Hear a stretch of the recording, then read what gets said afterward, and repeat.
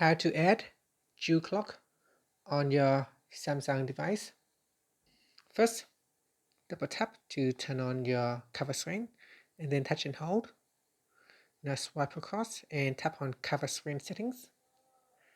Then open up the case and log in. So in here, swipe down and tap on settings. In settings, tap on cover screen and then tap on clock style. Now in here, there should be a Jewel clock at the bottom, so tap on that. At the top here, tap on the bottom of the second clock. So here I will remove it. So this is what it looks like when I remove the clock. So tap on that spot right there to add a city.